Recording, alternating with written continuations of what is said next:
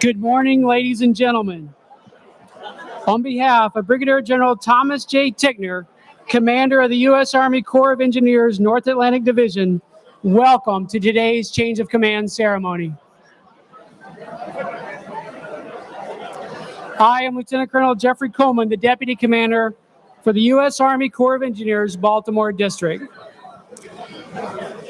This morning, we bid farewell to outgoing Commander Colonel John T. Litz and welcome incoming Commander Colonel Estee S. Pinchasin.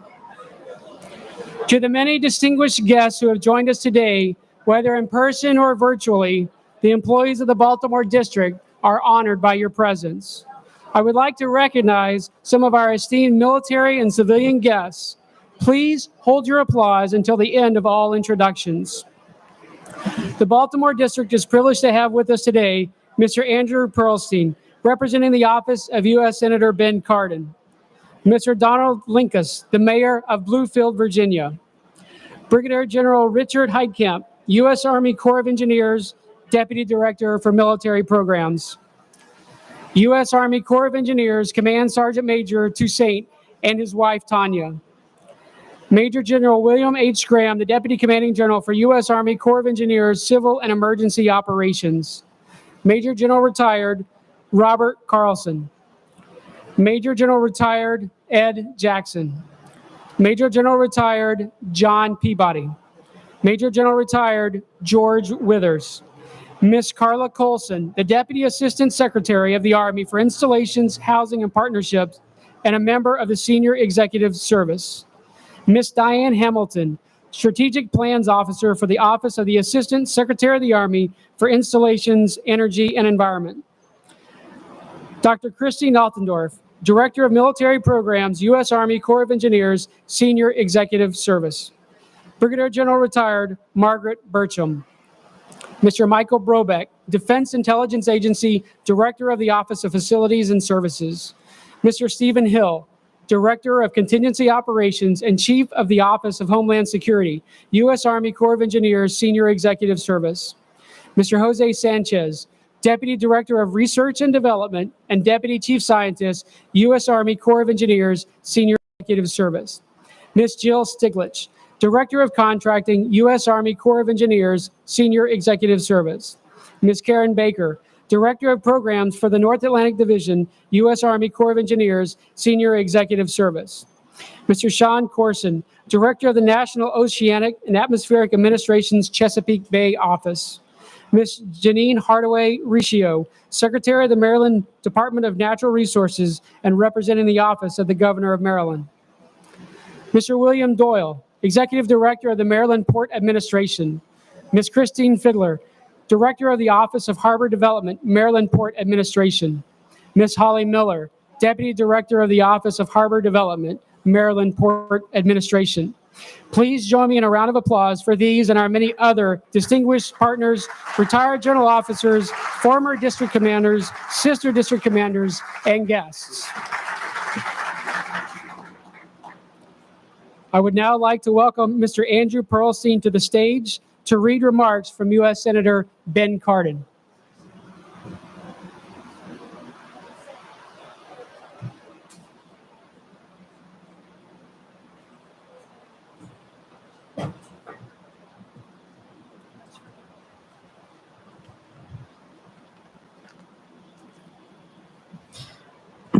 Good morning. I appreciate very much the opportunity to be here on behalf of Senator Ben Cardin and to deliver his greetings and messages. First, to Colonel Litz, I would like to thank you for your service as the commander of the U.S. Army Corps of Engineers, Baltimore District. I join your family, friends, and our nation in commending you for your service. Under your leadership, the Baltimore District has operated efficiently and effectively to ensure that infrastructure throughout the state of Maryland and the Chesapeake Bay region not only was maintained, but advanced through innovative and state-of-the-art partnerships and projects. Thanks to you, our waterways and ecosystems have improved and received greater protection. Your list of accomplishments is impressive, and a testament to the dedication and commitment you have shown over the course of your service. Throughout your distinguished career, you have served with great honor, dignity, and respect. Thank you for your service, and I wish you the best in your future endeavors. Senator Ben Cardin.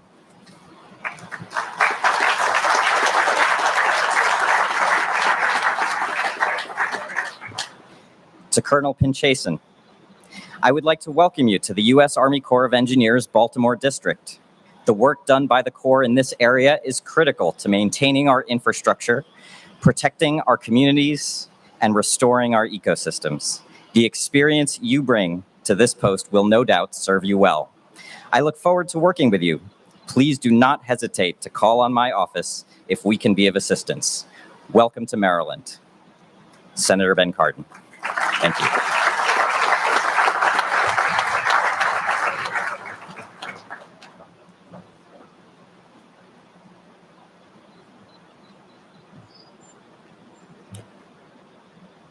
Thank you, Andrew.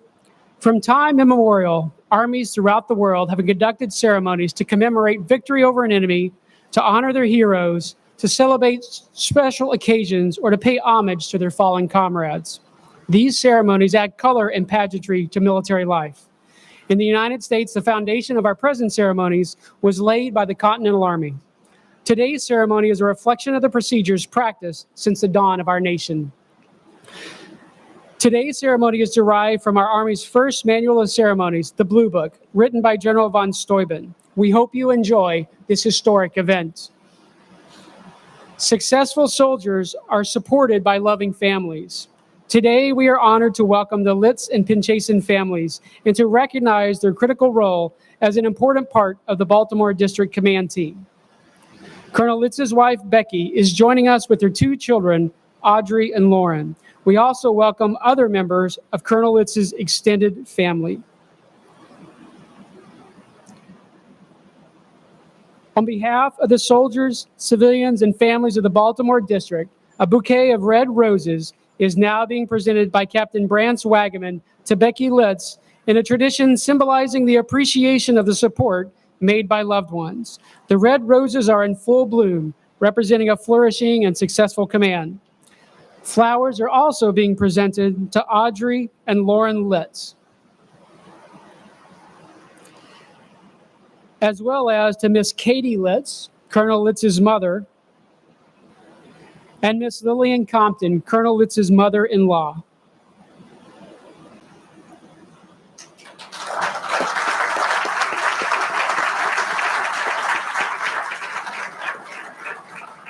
We welcome Colonel Pinchasin's husband, Mr. Bobby Frazier. With them today is their son, Joey. On behalf of the soldiers, civilians, and families of the Baltimore District, cufflinks are now being presented by Captain Bradley Buss to Mr. Frazier.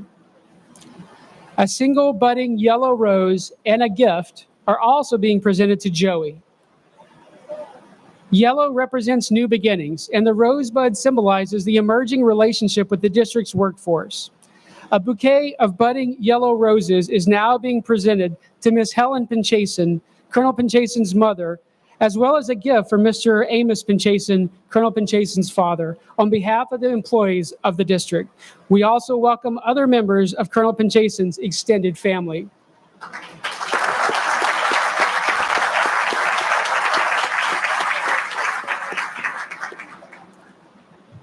Please rise for the arrival of the official party and remain standing for honors, the national anthem, and the invocation given by U.S. Army Corps of Engineers Command Chaplain Colonel Jeffrey Bailey.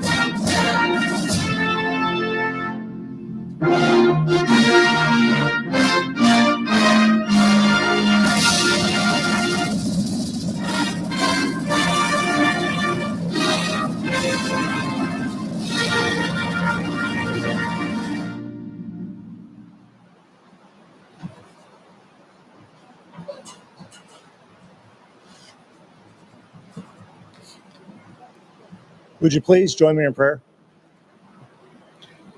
Almighty God, we are thankful for the opportunity to celebrate the successful command of Colonel John Litz, his dedication to professionalism, integrity, and compassion that create a climate for the accomplishments of the U.S. Army Corps of Engineers, Baltimore District. May you bless and continue to guide him and his family as they embark on continued service to community and nation in retirement. As Colonel Estee Pinchasin assumes the mantle of leadership here today, may you continue to imbue her with the same wisdom, character, and integrity that brought her thus far as she builds upon the success of Colonel Litz and addresses new and unique challenges for the Baltimore District. We also pause to give thanks for the team of professionals here within the Baltimore District. Their dedication to the mission and providing engineering solutions provides security, navigability, environmental sustainability, and expert engineering and environmental support to the Susquehanna River, Potomac River, and the Chesapeake watershed. May you continue to watch over them and use their skills, their intelligence, and capabilities to bless and protect the Baltimore District. These things we pray in your holy name. Amen.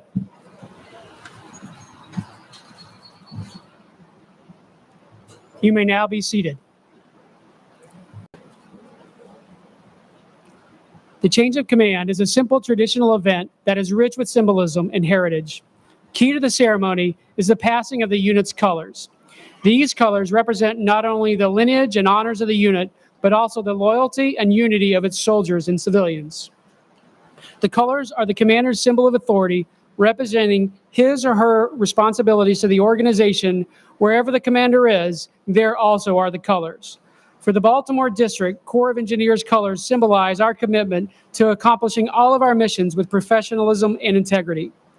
Throughout history, commanders ensured that their unit flags were carried by one of the most trusted officers. This practice was used until the United States Army until 1813, when the regulations were changed and the flag was entrusted to color sergeants or sergeants major. District commanders select one of their most trusted civilian advisors to perform these honors. Today, Mr. Dave Morrow, the Deputy District Engineer for Programs and Project Management, the senior civilian position in the Baltimore District, will have this honored role. The passing of the colors symbolizes transfer of authority from the outgoing commander to the incoming commander. Because of the reverence the commanders feel toward the colors, it is kept over their left breast during the transfer. The passing of the colors demonstrates the soldiers and civilians of the organization. The old commander has passed the mantle of leadership to the new commander. With this also passes the loyalty of the workforce to their new commander.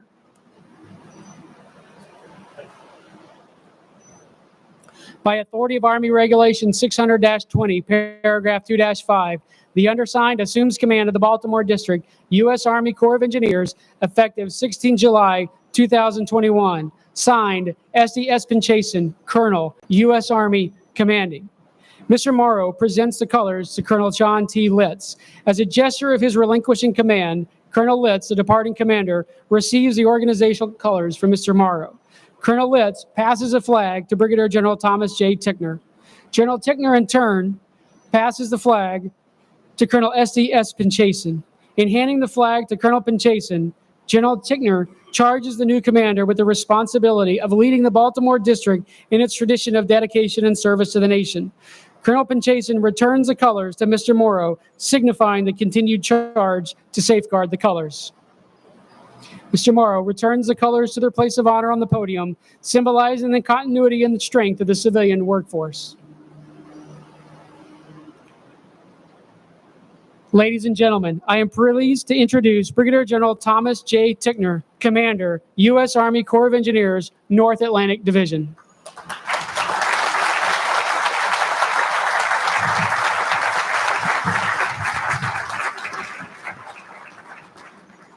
General Highcamp, Major General Graham, distinguished guests, the unbelievable number of senior leaders, mentors that are here. I almost think this is a Chief of Engineers change of command. But most of all, the friends of the Baltimore District, welcome and thank you for joining us today as we recognize two amazing leaders, Colonel John Litz and Colonel Estee Pinchasin. What a special day. Why do I say it's special? well, we are celebrating one of the greatest districts in the Corps of Engineers, but it's special for all of us that we can come together as a family and teammates and partners to celebrate after having been through so much over the last year. And now we're coming out of some of our most restrictive pandemic restrictions based on the vaccine effectiveness and current low virus prevalence. I have so enjoyed seeing more and more faces as we have been able to come out from behind our masks and gather again. What a great day to be serving our nation. What an honor it is for me to preside over this change of command ceremony. What a better backdrop, too, to honor this moment than the Washington Aqueduct, itself a long-standing symbol of the Corps' continuity of operations and enduring commitment to public works. The dedicated USACE team produces clean water for more than 1 million people, an average 135 million gallons per day.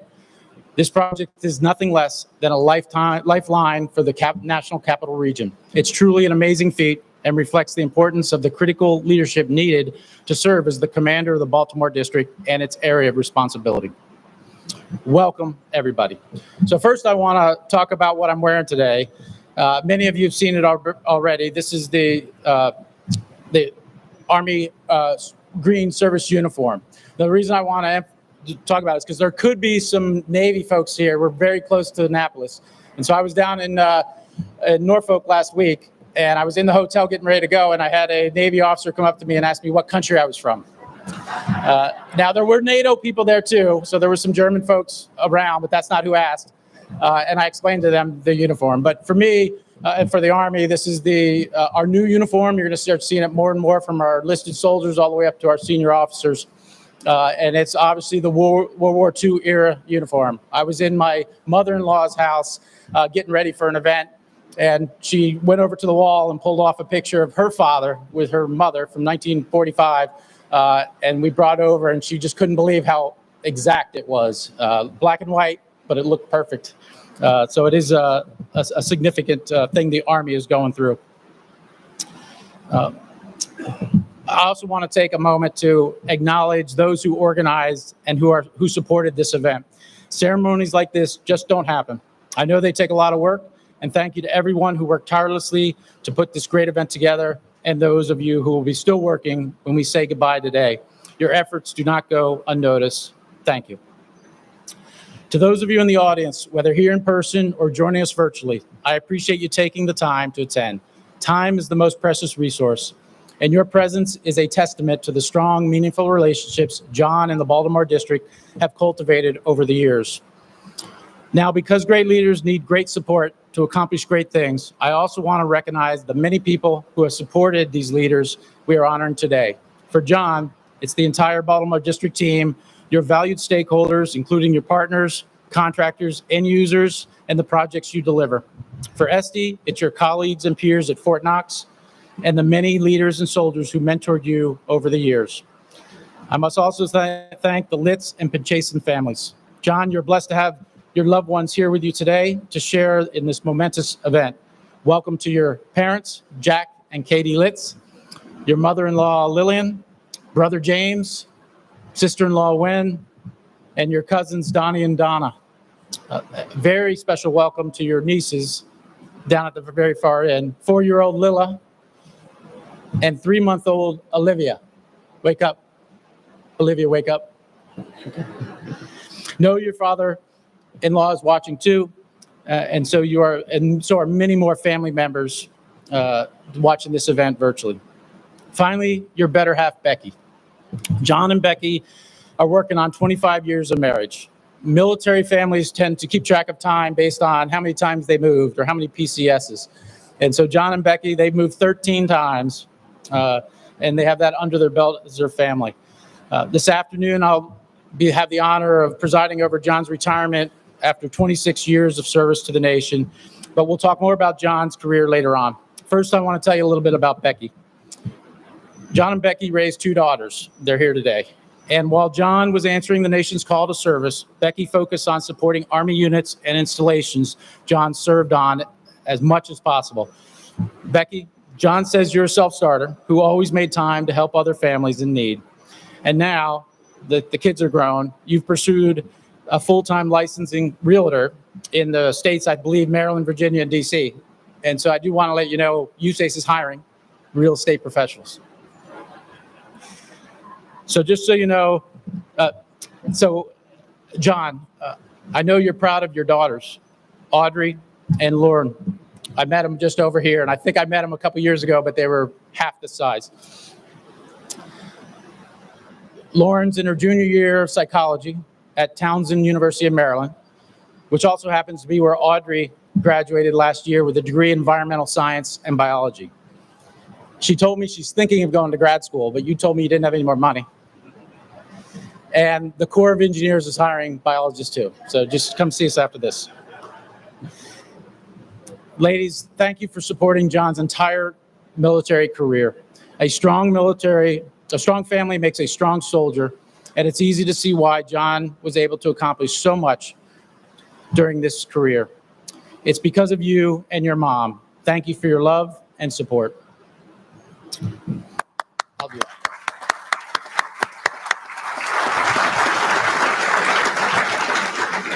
And now to Estee's family. First, a warm welcome to her parents, Helen and Amos Pinchasin, and her uncle Herzl. Estee and her husband, Bobby Fraser, have been married 13 years and have seen 7 moves together. Bobby, Estee says you're a true hero, that you work behind the scenes to make things possible for your family, maximizing your time together, and for being her sounding board and offering honest, candid feedback, which is incredibly important to keep military commanders grounded. Also, I hear you've been the primary homeschool teacher for your 7-year-old Joey. And this was all during COVID, so hats off to you for that. Speaking of Joey, he'll be going into the 2nd grade this coming school year. Joey, I know you're probably missing your friends in Kentucky still, but I know you'll give Baltimore a chance. I understand you and your mom and dad like to bike and hike, and there are many places outdoors all around here. I also understand you love reading. And so I was doing some little research. Maryland libraries are listed among the top 25 in the country with the highest circulation. So you'll be in good company hanging out in the library with your dad.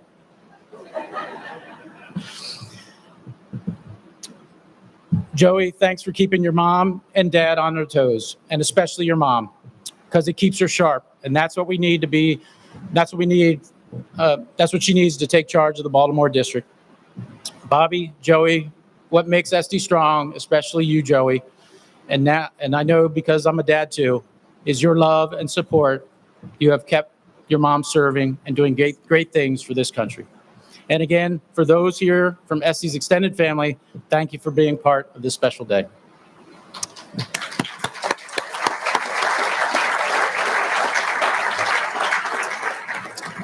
Neither of these great commanders would have achieved their success without the love, support of their loyal families and the passion and dedication of their workforce. The privilege of command is one grounded in the elements of authority and responsibility. What you have witnessed here today is the transfer of those authorities and responsibilities from John to Estee. The change of command ceremony is a time-honored tradition. It serves to ensure that a unit and its personnel are never without the official leadership. The ceremony signifies the continuity of trust. It also signifies the allegiance of a unit's members to their commander and the commander's esteem for their unit's members. Allow me to explain some of the key symbolic elements that make up this solemn tradition. First, the formal transfer of authority, the written order, which we officially assign a new leader to take charge, ensuring the district and its workforce are never without leadership. The passing of the colors, which symbolizes the transfer of responsibility and authority from one commander to another. The flag represents the weight of accountability for everything that happens or fails to happen on a commander's watch. Estee, you held that flag. It represented the weight of all your missions, your team's aspirations, and its safety. It rests on your shoulders, and it's a heavy, heavy burden.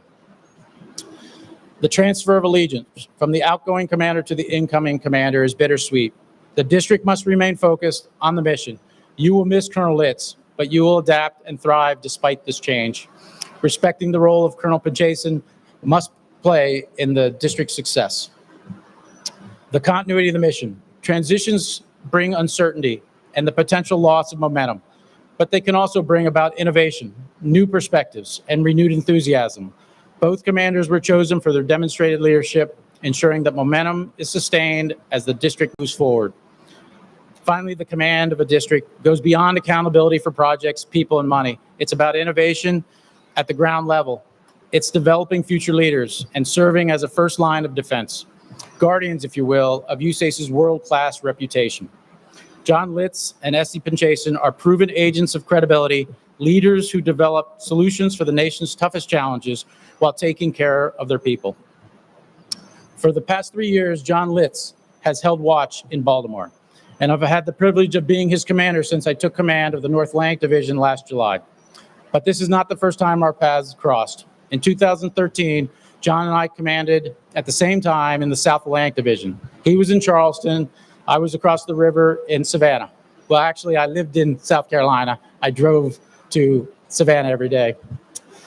But we shared great times and memories. And so when 3 years ago, I saw John was taking command in Baltimore and I was in Hawaii, I can't deny I was relieved. Not that I knew that I was going to be here today, but that if I was to be so lucky to get a 2nd Division command, potentially it could be the North Atlantic Division, and that John would be at the helm in Baltimore.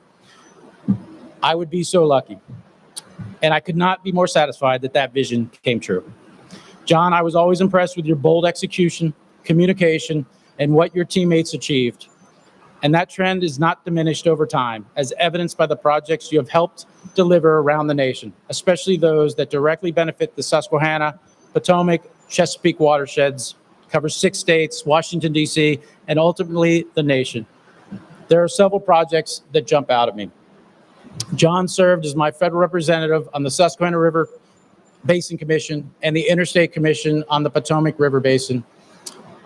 You provided leadership and collaborated with our federal agencies, provided trusted counsel and advice, and delivered the federal position on several complex issues. John, under your steady leadership, success continued with the growth of your work at Fort Meade and the $5 billion NSA campuses. I also want to recognize you and your team for recently receiving permission to pursue early contractor involvement delivery method on the East Campus Building 5. This approach I would not back for just any district, and it is also what we call in USACE revolutionizing delivery. I also got to see John in action with our stakeholders at Fort Detrick, where he played a key role in Baltimore District's effort to align an array of multi-agency stakeholders to plan, construct, and maintain our Department of Defense and the nation's premier medical research facilities for infectious diseases and medical biological defense. The weight of these projects will play an overall $1 billion investment and will pay huge dividends to our military and our nation during future medical challenges. John, your partnership with the Maryland Port Authority and others in the Chesapeake Bay has flourished over the last 3 years. This is highlighted by the Chesapeake Bay Islands project, where the district completed the construction of Poplar Island with a total investment of $1.4 billion and is now accepting dredge material and creating over 1,700 acres of upland and wetland habitat, becoming the perfect example of our beneficial use of dredge material strategy. John, you and the team also initiated the design of Mid-Bay Islands, consisting of James and Barron Islands, and are poised to begin construction in the coming year on Barron Island. This strategically vital project will keep navigation channels open in the Chesapeake Bay and will create more than 2,100 acres of wetland and upland habitat. The Baltimore District worked with Mayor Bowser's administration early in the pandemic to convert Washington, D.C.'s Walter E. Washington Convention Center into an alternate care facility to support FEMA and the city's response to COVID-19. This facility was completed in only 3 weeks and increased the operational hospital capacity of Washington, D.C. by nearly 450 bed spaces to meet the needs of potential COVID-19 patient surges. In the end, thank goodness, they didn't end up needing the extra capacity, but because of Baltimore District and your leadership, they were prepared. I often get asked to comment on why only a very few alternate care facilities around the nation were used for COVID patients. My answer is easy. Thank God they weren't. You see, all across the United States and its territories, we were in a race against potential curve of the virus.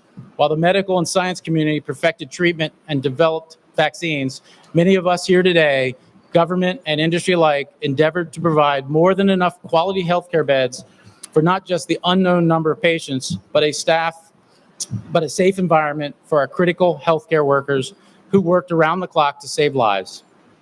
I say again, thank God we didn't need them, and thank God for the Baltimore District and our partners who performed superbly in this crisis.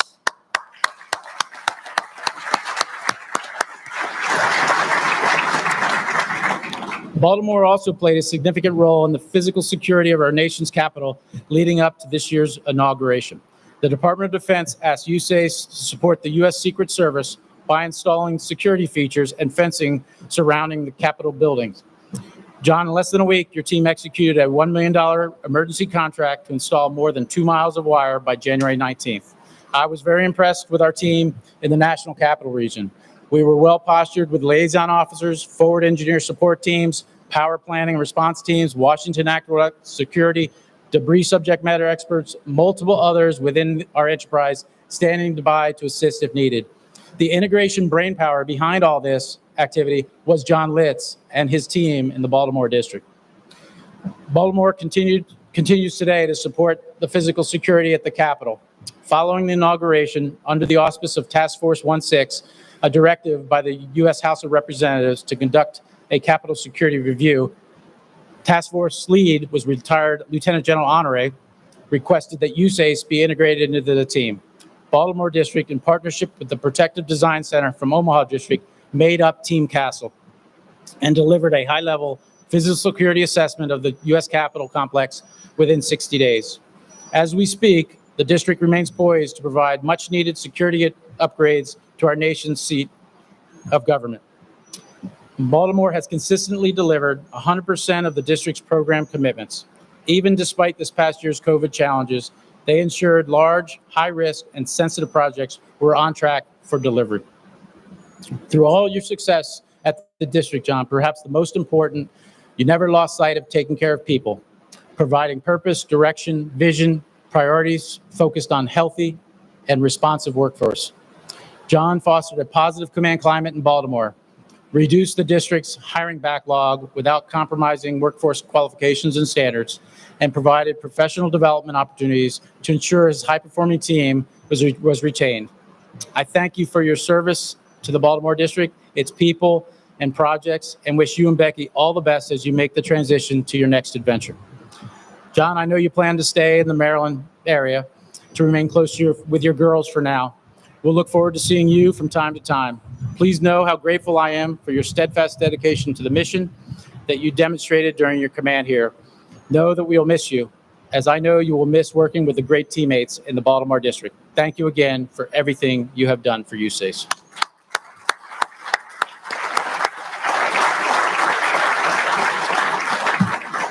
While the Litz family is moving on, we are bringing in an amazing command team to take their place. Colonel Estee Pinchasin and her husband, Bobby, coming from Fort Knox.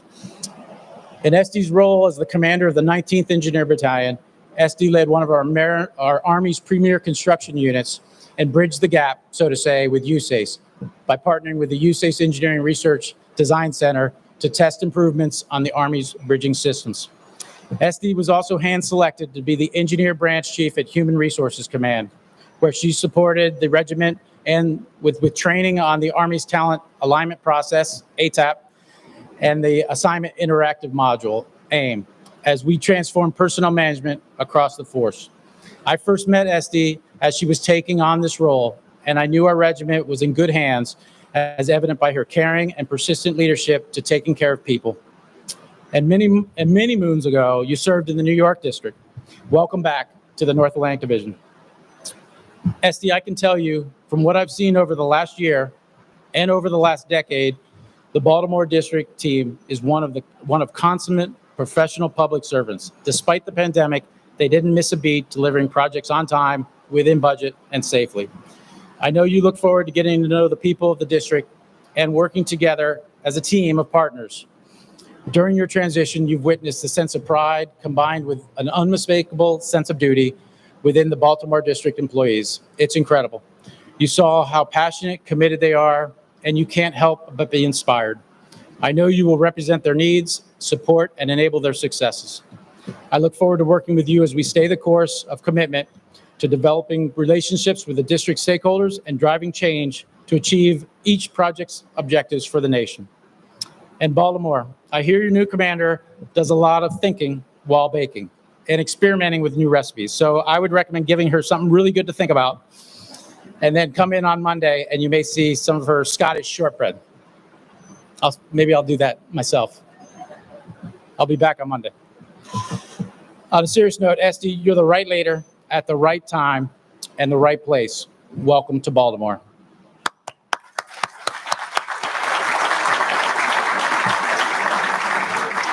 Serving as a commander is a tough and important job. Being selected as a commander of a district doesn't happen by accident. It requires a highly motivated, agile leader to manage the tremendous volume of day-to-day business and facilitate the long-term success of great organizations. The right candidate is a strategist, an advisor, and a doer. Colonel John Litz and Colonel Estee Pinchasin, you have proven time after time that you are the right leaders for the toughest jobs. Estee, I'm excited to see what you accomplish in service to others in this command. And John, I wish you all the best in your retirement. To the members of the Baltimore District team, thank you for everything you do each day, delivering projects and programs on time and within budget for our stakeholders.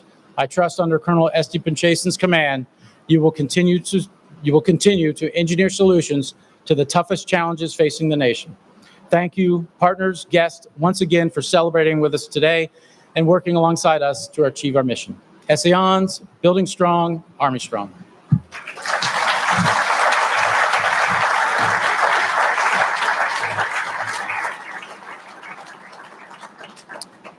Please welcome the former commander, Colonel John T. Litz.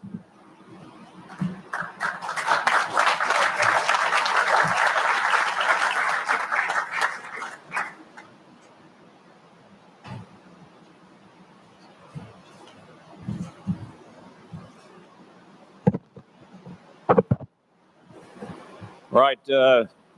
Good morning, and I hope everybody is warm enough out there.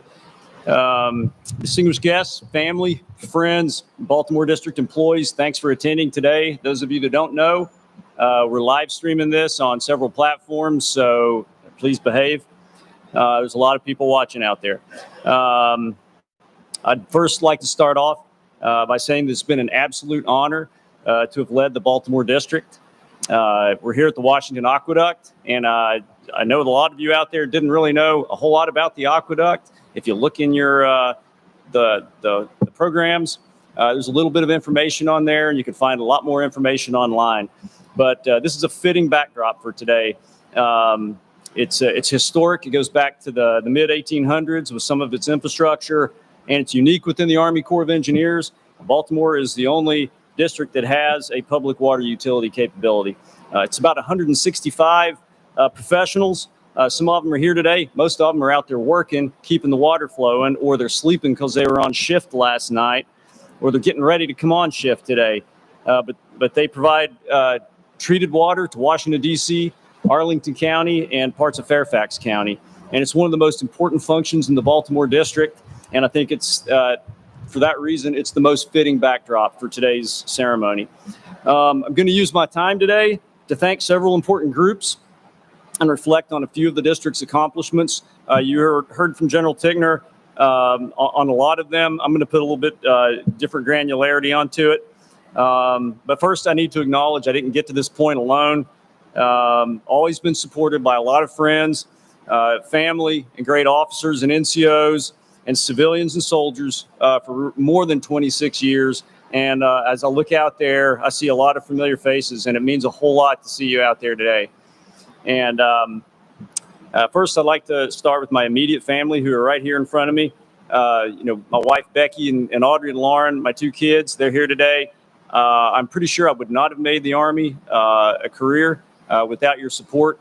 It's a pretty tough lifestyle sometimes. So I appreciate all you've endured. Becky, she's endured more than 2 decades of this, 13 moves, as General Tigner said, 60 months of deployments, and lots of training exercises. I haven't been at home. She's been there keeping the family intact and thriving. So thanks, Becky. And Lauren and Audrey, I'm very proud of you, especially considering, all all the turbulence that we've had with all the moves and school switching and leaving friends and all that, adjusting to new places. But I think you're both stronger than you know, and you have many attributes that'll serve you well. And maybe the number one is that you're both pretty funny. So I hope that gives you the credit you were looking for. And I'm excited to see what you do in the future. And you're definitely the retirement plan for me and Becky as we get old. You're taking one of you is getting us. My parents, Jack and Katie, from Kingsport, Tennessee, they provided all the opportunities that set me up in life. Nobody's got better insight on any subject than my dad. So you just come up and talk to him after on any subject. I'm telling you, he'll know something about it, and you'll learn something. Nobody cares more about people and has more energy than my mom. She does for others all the time, and she's definitely applied that to me and my family. My brother James is here with my sister-in-law Wynn. They're here from Salt Lake City, Utah, so they're no stranger to this heat. They have Lila, she's over there in the red, white, and blue dress. She's 4 years old, and she's being incredibly good right now. So, yeah, hi. And Olivia's 3 months old, and we'll all be lucky if she gets out of here without a nuclear meltdown. And Wynn, if you have to leave, I understand, and we'll see how that goes. And then Lillian, thanks for being here today. I know you scrambled to get here in Norman. My father-in-law could not be here today. He's a Vietnam veteran and a small business owner. I'm very proud of him, and but he couldn't make the trip today. But definitely appreciate your support of me and Becky over many, many years. And then my cousin Donnie Linkus and his wife Donna. Yeah, Donnie's the mayor of Bluefield, Virginia. I'm very proud of him, and he's always been there for me as well. And Donna and your mom, who unfortunately passed a couple years ago, and who has made it literally to almost every Army recognition event for me, since I came in the Army. I see a lot of my friends out here whom I've served with in combat zones, overseas assignments, stateside assignments, or just folks I've met over the years. You traveled from Tennessee and Virginia, North Carolina, Montana, and Kentucky to get here. So it's great to see you here today. It really means a lot. I'd like to thank my superiors for their trust and guidance over the years. Brigadier General Tickner, thanks for all your mentorship, not just over this past year, but since about 2013. I know you mentioned before we served together, and I can't think of somebody who's got more experience in the Corps to apply than you, and it's been great working with you. Thank you for all the leash that you've given me to command the district and the guidance as well. Thank you. A couple other of my former North Atlantic Division commanders are here. Major General Butch Graham, thanks for bringing me on board to Baltimore. And Major General Jeff Milhorn, who's not here today, he was my boss for the first 2 years. Thank you very much for your leadership. And I'd also like to thank a lot of folks I consider mentors out here, people who provide advice to me and provided perspective over the years. Anytime that I've asked for it, you've been available, and I hope to repay that moving forward, from here on. So thank you very much for being here today. Partner agencies, I see many of the partner agencies that we do work with here in the Baltimore District to accomplish common goals and projects. And often these are cost share partners that share in the cost of the things that we do. You're making our communities and states and the nation better with the work that you do.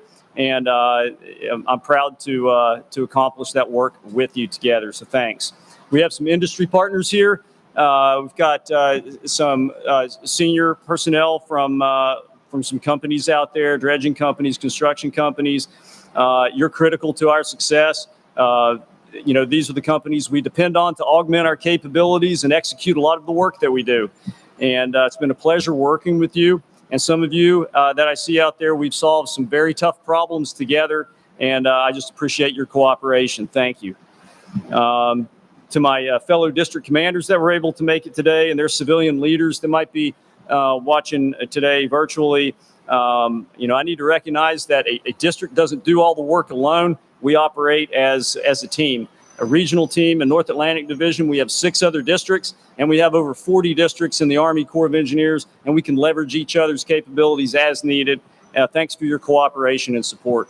And finally, I'd like to thank, for the rest of the time here that I'm on the podium, to thank the Baltimore District team, to include the Aqueduct team, who are responsible for executing the district's missions. And, the things that I always get the recognition for, that I'm credited with, but others do the majority of the work. And I'm going to do this in a couple of ways. I'm going to do this in a way that describes what we do in the district, because we have a lot of folks out there that may not be familiar with exactly what a district does, but you heard a lot from General Tickner in his opening. And then in a way that acknowledges some of the achievements, and again, just the wave tops that some of our employees have accomplished. So the Baltimore District, we're almost 1,200 people, mainly civilians, but we have some military, and you've seen them here today. We're arrayed across 42 locations in the Mid-Atlantic region, and we even have some folks across the U.S., particularly down in Texas. Most are credentialed professionals, and they have a broad range of technical specialties across many disciplines. And I think it's useful to highlight that the Army Corps has 2 main sides to it. There's the civil works side and the military program side. So on the civil works side, we heard a little bit from General Tickner earlier. These are the teams of Baltimore District employees that plan and execute water resource projects. These are projects that impact our communities and also our economy. And for Baltimore, this means environmental restoration throughout our entire area of operations, oyster reef restoration in the tributaries leading to the bay, and beach renourishments on Assateague Island and Ocean City, and much more. Our navigation teams, who are probably out there in the bay right now, they operate survey vessels. They work with our dredging industry partners. I know that we have some here today to enable safe and efficient navigation. And they dredge millions of cubic yards of material out of the federal navigation channels, and that supports seaborne commerce. And they also make good use of that dredged material, which is pretty tough to do, as many of you in the industry know. It's called beneficial use, and there's no better example of that than on Poplar Island. And you heard General Tickner say construction's complete, and now we're using it for all that infill, and it's actually creating over 1,700 acres of habitat that wasn't there before, or actually was there before. We're restoring it. And then the mid-bay islands that are so critical to commercial navigation in the Chesapeake in the future. We have flood risk management teams that operate and maintain dams and hundreds of miles of levees that go in my district all the way up, or Estes district now, I guess, all the way from Maryland to southern New York. And those projects prevent flooding and critical loss to critical infrastructure in two main watersheds, the Susquehanna and the Potomac River watersheds. And they did this even during pandemic conditions, and they never wavered. There's no teleworking when your responsibility is a dam. I also need to mention our park rangers. A lot of them you see here today in uniform. They maintain and operate 3 of the best recreation sites in the country at Jennings-Randolph Lake, Raystown Lake, and Tioga-Hammond Lakes. And I want to recognize our incredible planning division that performs studies and that determine feasibility and justification of our civil works projects.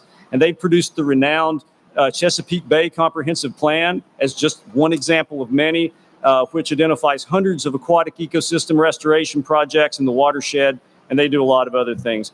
I need to mention a group that doesn't get a lot of press. It's our regulatory staff. They issue hundreds of permits a year.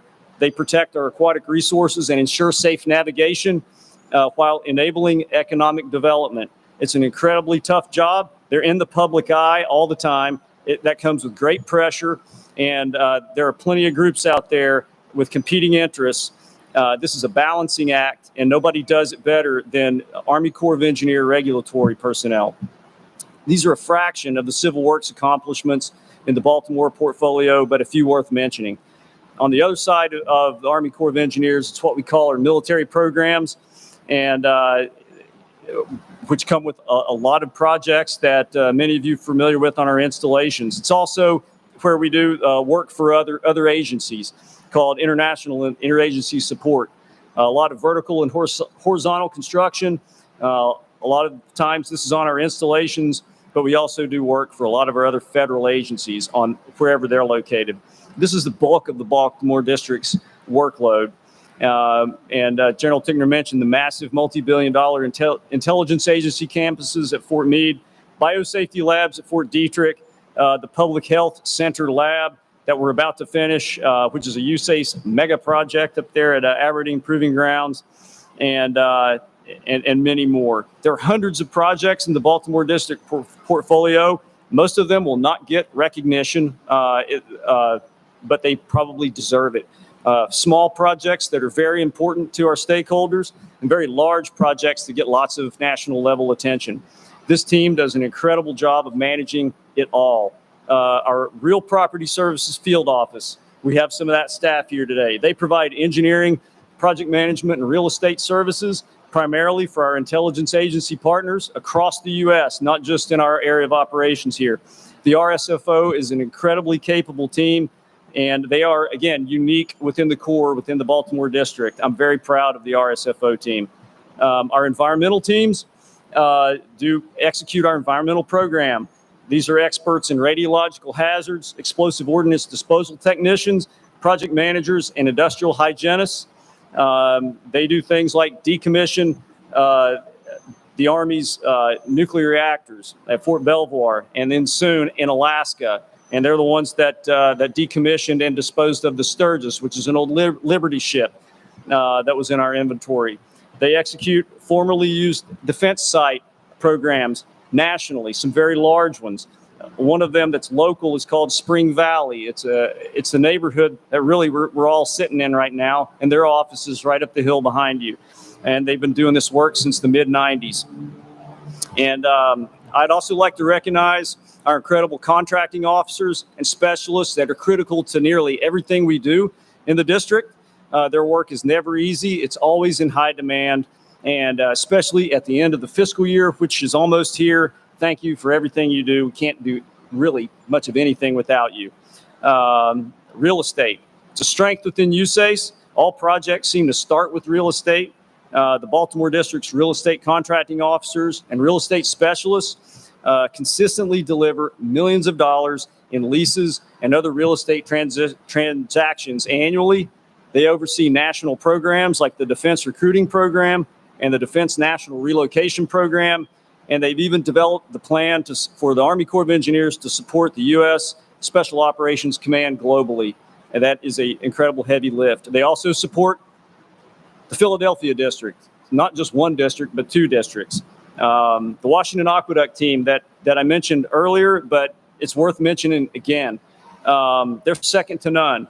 Over the past 3 years, they've conducted research and pilot studies to improve their treatment process.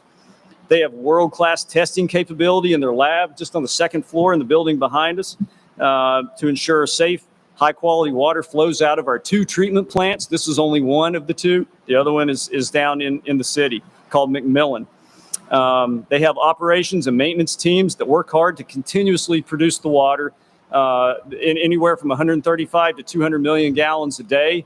That has to meet very high EPA standards. They're incredible. And like I said, most of them can't be here right now because they're out working, keeping the water flowing. And so thank you very much. These employees are generational in their service. A lot of their parents worked here, and now they're going to spend a career here. So you have to respect that. And so I'm incredibly proud of their dedication to their mission that can never lapse or slow down. So out of all the things I've mentioned up to now, my only regret is that I cannot take time to highlight everything and recognize all of the accomplishments and the people that make it all happen. I'll mention a few of our enablers. The Army Corps is known for its ability to respond to emergencies. You saw the Army Corps all over the news during the COVID pandemic, especially in the early days. Our employees figured out how to communicate and collaborate virtually, but still keep the mission going. Working from home and alternate work sites, but a lot of them, about a third of the district, actually had to come in to the workplace. They could never stop. We have an outstanding emergency management staff. They quickly responded in the early days of the pandemic, as they do with a hurricane or a flood or other crisis. But during the pandemic, they were in support of FEMA. We had 120 district volunteers step forward, and they conducted over 70 site assessments in Maryland and in the District of Columbia and also in Pennsylvania to assess the feasibility of turning sites and buildings into medical treatment facilities called alternate care facilities. And the most notable one, General Tickner mentioned, right down here in Washington, D.C., that we did in less than a month, that provided 443 bed spaces in a hurry with our industry partners. And it's really unprecedented. So I mentioned that we have volunteers that step forward with hurricane relief, flood responses, the border wall task force, overseas missions. Our civilians deployed to Afghanistan and Iraq, and also we have one employee that redeploys today. He's with the urban search and rescue teams that went down to Florida after the horrific building collapse in Surf City. He's been there for 2 weeks, and that is horrific. So thanks to all the district volunteers over the past 3 years. Support staff, it takes a large support staff to execute all the things that the district gets credit for in our program delivery.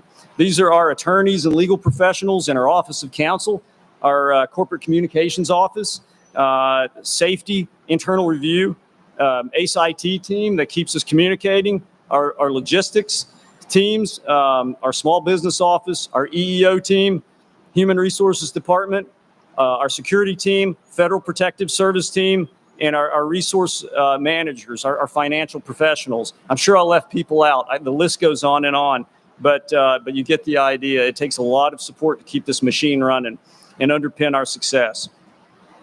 I need to mention my executive office team. These are the handful of folks that are always at ground zero with me on a daily basis. They advise me.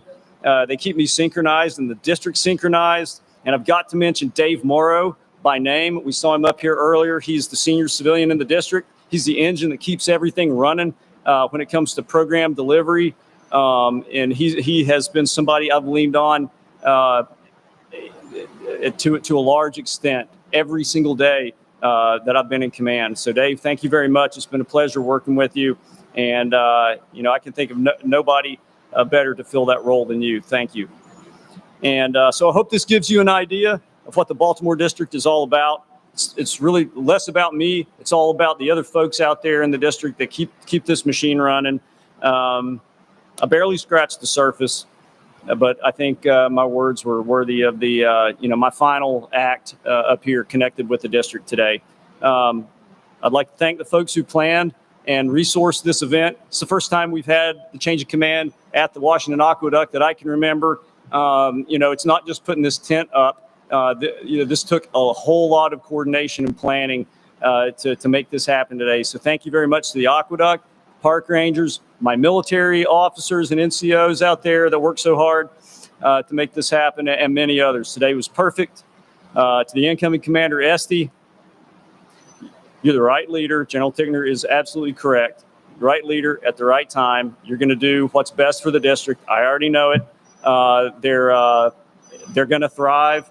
Our partners and stakeholders are going to do well with your leadership.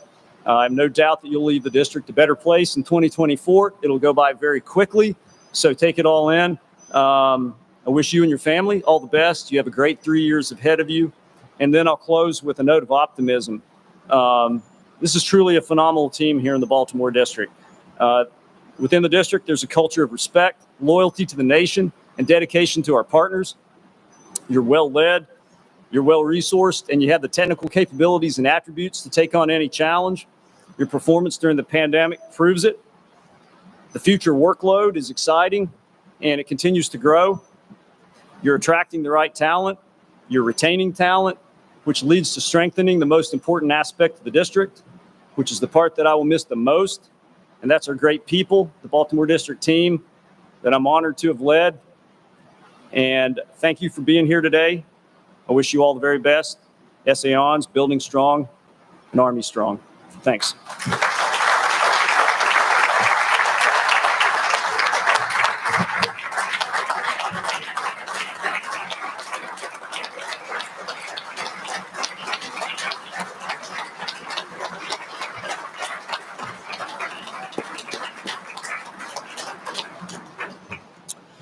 Ladies and gentlemen, please welcome Colonel Estee S. Pinchasin, 69th Commander and District Engineer, Baltimore District, U.S. Army Corps of Engineers.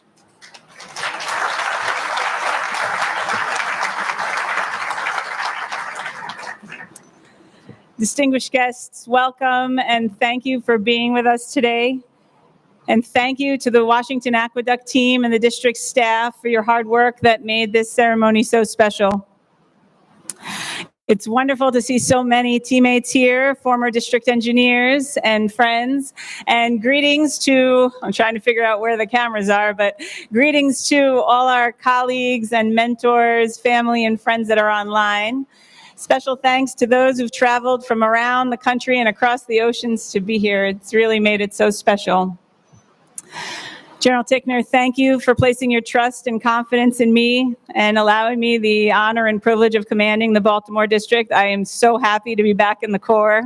It did feel like coming home back to the division, and I'm looking forward to partnering with our fellow district commanders.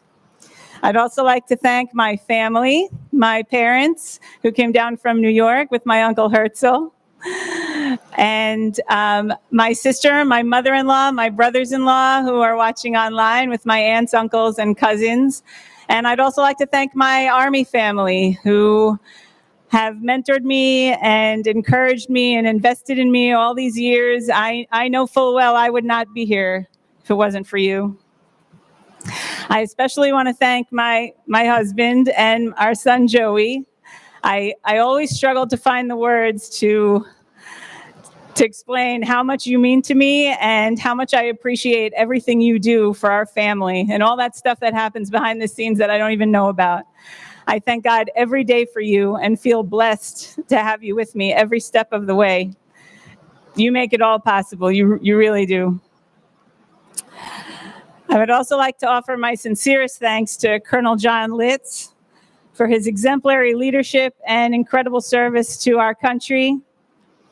I wish you and Becky the very best in the future and cannot thank you enough for your candor and transparency and how you and David Morrow and our executive office welcomed me, my family, so graciously to the district. And our division chiefs, our branch chiefs, our area engineers and resident engineers who have taught me so much already and who have helped me learn and understand the district's programs and our capabilities. It was so great to meet so many people and get to know you. I look forward to meeting more of you and working together with our stakeholders. Please know that I am committed to continuing to strengthen the relationships that you've developed with our partners. During our transition, I kept realizing that, like most Americans, we're on the receiving end. I've been on the receiving end of the phenomenal work of the Corps of Engineers. And, you know, when you're driving down the street and you see whatever project, you see the construction, you see the dredging, you hear about the environmental cleanup, you can't help but appreciate all the hard work that goes into that, the technical expertise at hand. But as the months went on and I was learning more and more, I was struck by the tremendous amount of work that it took to get to the point of what we were seeing, to what was actually going in the ground and going up, what it really took to get there.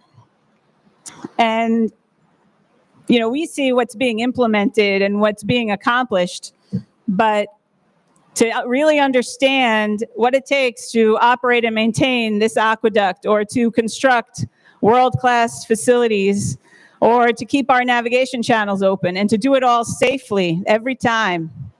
I mean, it's incredible. And then to understand the impact on our economy and our national security, not just regionally, but nationally, sometimes globally.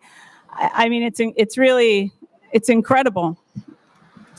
And it's humbling to see the years of collaboration, that research and planning that programming and that desire to do better with all that problem solving that the Corps is doing, that's been taking place over thousands of hours of effort that we all benefited from all these years. And we had we really don't see it until then. And so to top it off, I meet our stakeholders and to find that they are just as committed, just as passionate to our shared missions. They want to partner.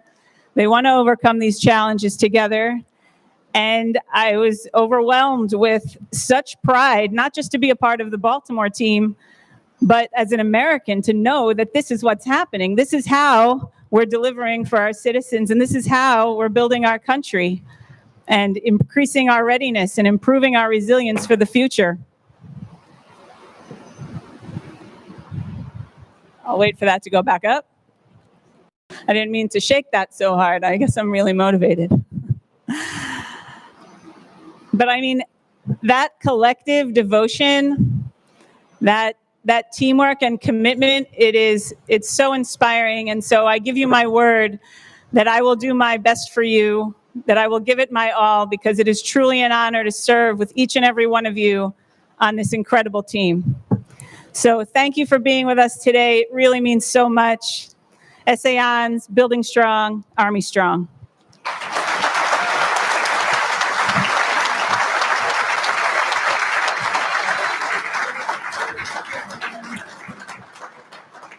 Ladies and gentlemen, please rise and join in the singing of the Engineer Song, the Army Song, and the Departure of the Official Party. The words are located on the back of your program.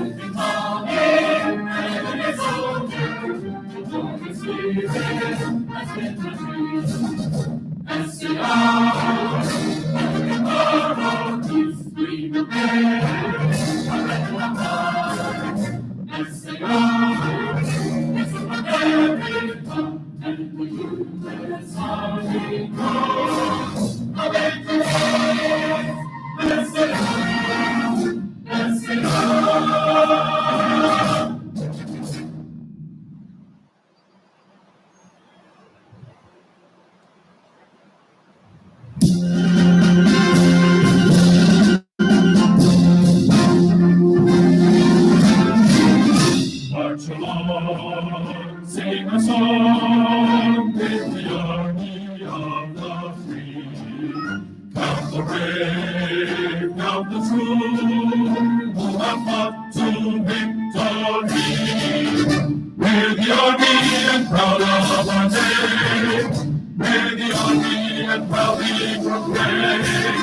First to fight for the right and to build the nation's might, and the army goes rolling along. Proud of all we have done, fighting till the battle's won, and the army goes rolling along. And it's high, high day, the army's on its way. Down off the pages, now it's strong. So wherever we go, you will always know that the army goes rolling along.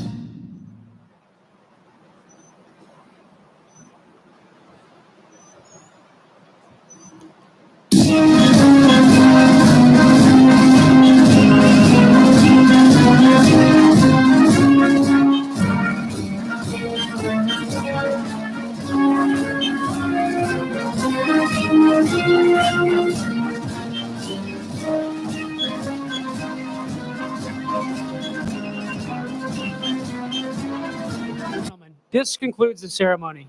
On behalf of the North Atlantic Division, U.S. Army Corps of Engineers, we wish to thank you for your attendance at today's ceremony. All attendees are invited to greet Colonel Pinchasin and her husband after the ceremony in a receiving line located at the Visitor Center behind me, to my left, your right. Colonel Litz and Becky will remain near the stage following the ceremony. Essayons, building strong, Army strong.